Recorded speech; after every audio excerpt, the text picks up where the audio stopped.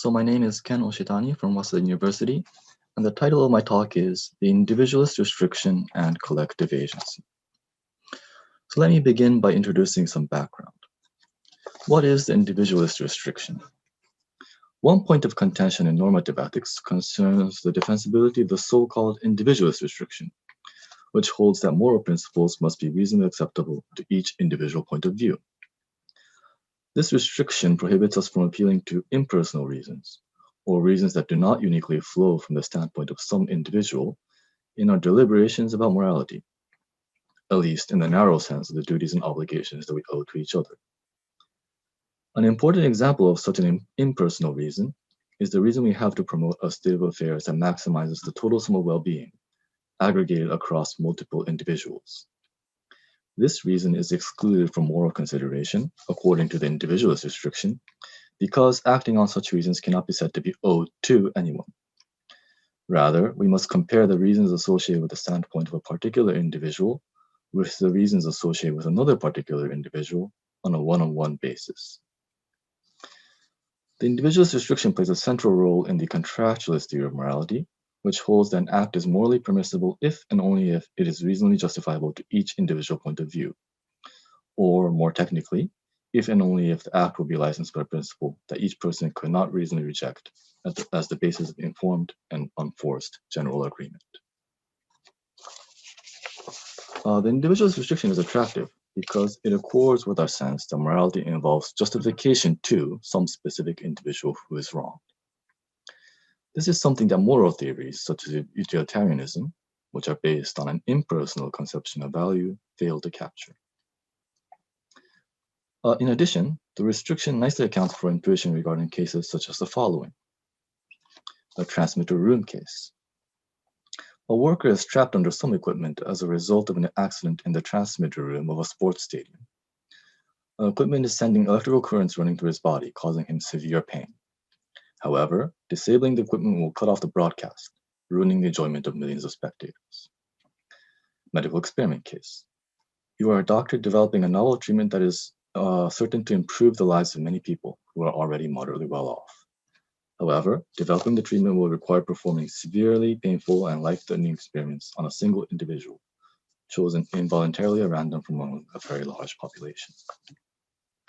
In such cases, it seems that intuitively, continuing the broadcast or going forward with the experiments is impermissible, no matter how many people stand to benefit.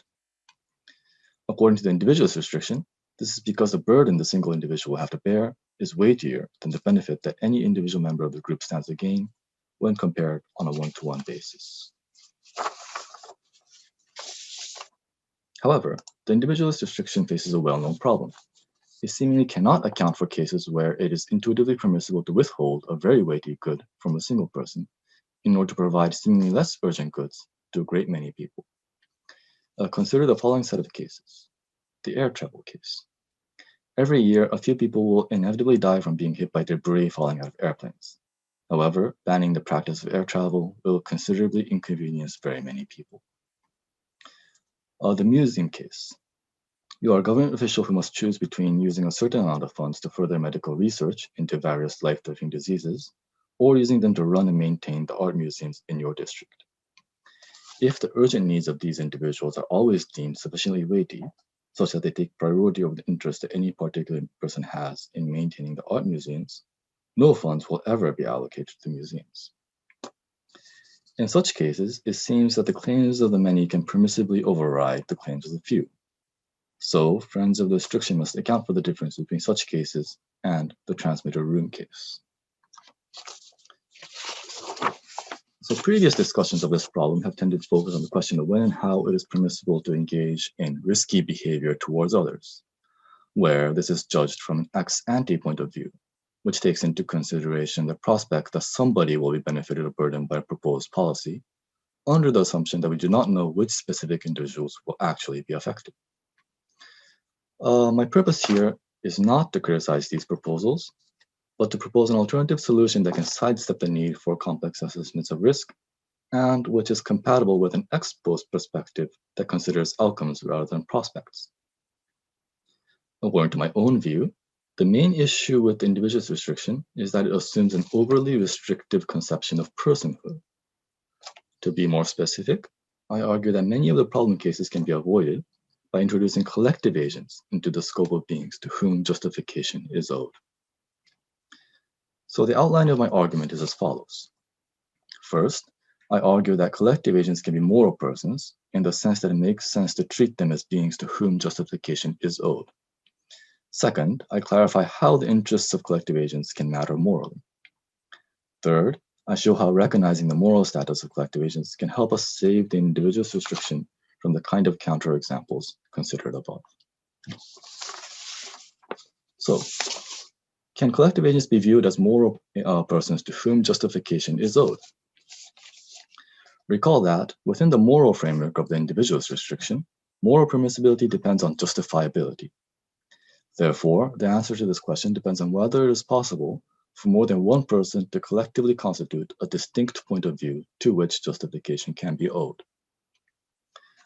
Scanlon himself gives three conditions for moral personhood, which correspond to the conditions for justification to a being to make sense. First, they must form a consciousness. Second, they must have a good. And third, they must be capable of reasoning and thus of being responsive to reasons.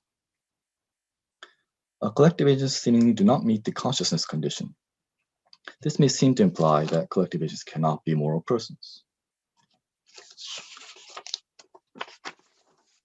However, consider the following example.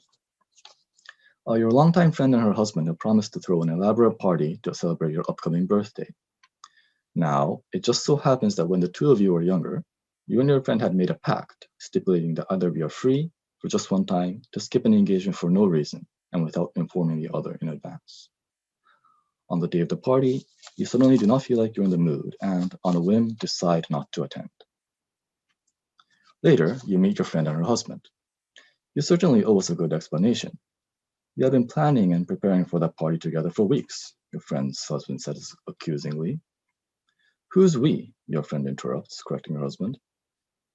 Maybe he owes it to you to justify himself to you, but seeing as he owes me nothing, he cannot be said to owe us anything. It seems that there is something disconcerting about your friend's response here. At the very least, it should lead you to suspect that there is something amiss in their relationship. But why is this? I think the answer is this. In speaking of a we to whom an explanation is owed, your friend's husband is not speaking from his own individual point of view, nor presuming to speak on behalf of his wife's own individual point of view, but rather is speaking from a distinct point of view that is constituted collectively by both him and his wife. Your friend's response is jarring because it fails to grasp this point. On the other hand, a more appropriate response might be something like this. I personally don't have a problem with what you've done, but you should know that, as a couple, we wish they could have been more considerate. So there are two things to note about this example.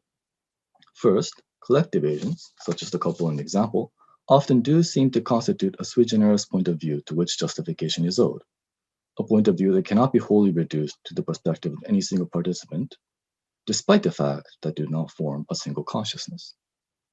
Second, although collective agents cannot satisfy the first condition, they do appear capable of satisfying the latter two conditions Scanlon cites. First, groups of people can share a good, such that it makes sense to speak of some things being good for or bad for them, even if they do not literally share a single consciousness.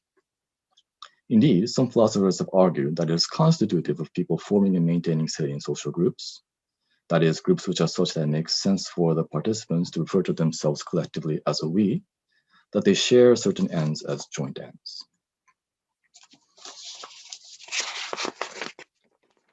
Second, some collective agents are capable of reasoning as a group. For instance, members can agree on certain methods of deciding on how to go about pursuing their collective ends, and on whether and how to revise their shared ends or adopt new ends. Joint deliberation of this kind can give rise to collective attitudes that can be subject to rational assessment.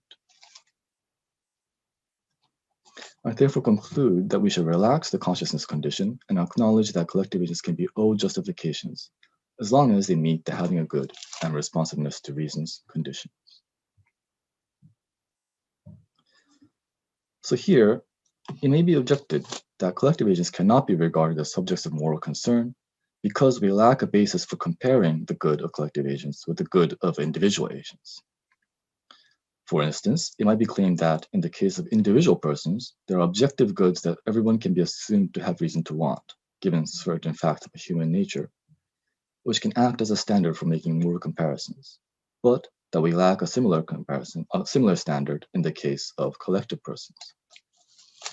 John Rawls's list of primary goods might be taken as an example of such a standard. However, even in the case of comparisons involving only individual persons, there's often no clear standard available for assessing the merits of claims that are grounded in different values, such as values of welfare and fairness. Assessments of this kind will inevitably involve a substantive moral judgment. Indeed, we should note that even Rawls's conception of primary goods reflects certain substantive moral judgments regarding the role of justice in regulating fair cooperation between reasonable and rational moral persons. Similarly, in the case of collective agents, what we can and should do is to employ a substantive moral judgment in order to assess the moral claims. With that said, I will briefly sketch some general considerations that can inform our substantive moral judgments regarding the claims of collective agents. One substantive question that is especially salient in the collective case regards the aggregation of interests. This is because it relates to an objection that is often raised against letting collective agents into the circle of moral concern, namely, that it gives rise to the danger of the morally illegitimate interest of the majority overriding the morally legitimate interest of the minority. So, something more must be said with regard to when and how the size of the collective can carry weight in moral argument. To start with, we can distinguish between the following two questions: when a person's interest is morally relevant, and what weight the interest carries in moral argument relative to the interests of others. My claim is that the size of a collective can make a difference to our answer to the second question, but not to the first. The intuitive idea is that a morally illegitimate collective interest cannot be rendered legitimate by the mere fact that they are held by a larger group. But if a collective interest is morally legitimate, then the fact that they are held by a larger group can make a moral difference.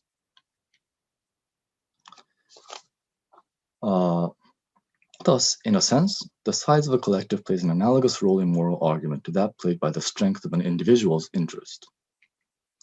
The strength of a person's interest in a good, for instance, how strongly she desires it, or how much she would benefit from it, does not necessarily contribute to the moral claim that the person has to that good. An interest that lacks moral relevance will not be counted in moral argument in the first place, no matter how strong of an interest it is. It is silenced as a consideration. For instance, the fact that I would benefit greatly from killing my rich uncle does not make this action any more permissible than if he were poor. My self-interested reason is excluded from moral consideration at the outset. However, it also appears that if two individuals both have a morally relevant interest in being provided with some indivisible good, then, all things being equal, the fact that one of the individuals has a much stronger interest in that good, for instance, by preferring it more strongly, can constitute a reason to provide that individual with the good. I believe something applies in the case of collective agents as well. The morally illegitimate interests of a group cannot outweigh the legitimate interests of individuals or other smaller groups, since the former morally problematic collective interests are excluded from moral consideration at the outset and therefore carry no moral weight. This situation will not change no matter how large we make the group. However, it also appears that if the interest of a collective person does have moral relevance, then its size can, all things being equal, contribute to increasing the moral force of that collective agent's claim. Think of sports subsidies. Assuming that such subsidies answer to the perfectly legitimate collective interest of sustaining and promoting a valuable collective activity, it will be permissible for greater funds to be allocated to those sports activities with more participants, or with participants who are more deeply committed to the sport. So the above argument can be summarized in the form of the following principle: the conditional principle. The larger size of a collective can make a moral difference by increasing the moral weight of that collective agent's interest relative to the interests of other persons, all things being equal, if and only if the interest of a collective agent is morally relevant under the circumstances. Of course, this principle still leaves open the substantive question of how to distinguish between morally legitimate interests and illegitimate ones. As I've argued, however, this problem will arise also in the case of individual persons. It is not unique to the case of collective agents. So, to conclude, I argue that this framework can account for the various examples we have considered in the beginning of this article.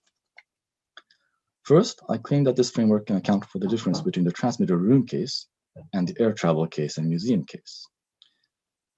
Insofar as the claim of the individual worker is overriding in the transmitter room case, this is because, as things stand, it is not clear that the spectators form a collective agent, as opposed to a mere collection of individual agents. Thus, the appropriate thing to do in the transmitter room case is to compare the perspective of each individual agent with the perspectives of every other individual agent on a one-by-one basis. On the other hand, in the air travel case and museum case, there is an additional perspective to consider. The perspective of a group with a legitimate interest in securing the provision of certain valuable collective goods.